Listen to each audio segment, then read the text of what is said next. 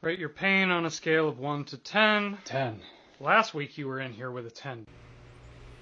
This is an interesting discussion about pain rating scales. Ultimately, these are inherently flawed as a premise because we're attempting to take a quality experience, a subjective perception experience, which is pain, just like love and hunger and grief and thirst and so on and so forth.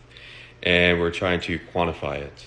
So anytime we try to take a lived experience, meaning the individual has the experience, and layer over a quantitative approach, we're going to make missteps. In this context, attempting to objectify someone's pain experience with a number of 0 through 10 gives us 9 ways in which we can be in pain and only 1 way in which we can't be.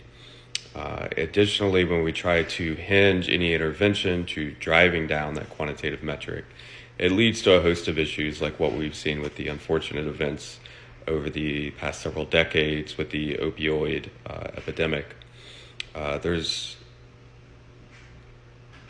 There are a lot of issues in which we don't necessarily need to do away with a numerical pain rating scale. We also have a visual analog scale in which you can apply faces as well to the numbers.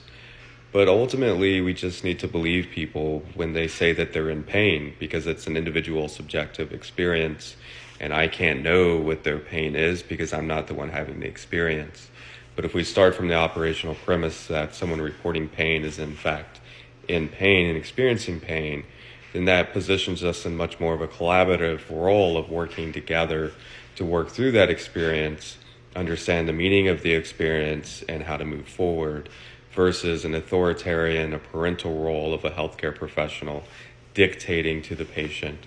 That whole kind of dictator or authoritarian approach unfortunately leads to a lot of patient stigmatization, which the individual in that video goes on to talk about, in which we kind of label folks. And if you've read Scarlet Letter in high school, it was similar to that book, applying an A to someone's chest. It socially stigmatizes them, removes their identity, and ultimately makes them feel not believed. The issue with the scale that they're talking about is it's still attempting to objectify a lived experience of a person, and then it's privileging the clinician to say, yes, you're a 7, 8, 9, or 10. Not going to lead us in good places. We've been there before. The best thing to do is just believe the individual is having a pain experience and try to understand how they're experiencing the pain. And then more importantly, how can we collaborate to figure out what, if anything, needs to be done in that situation.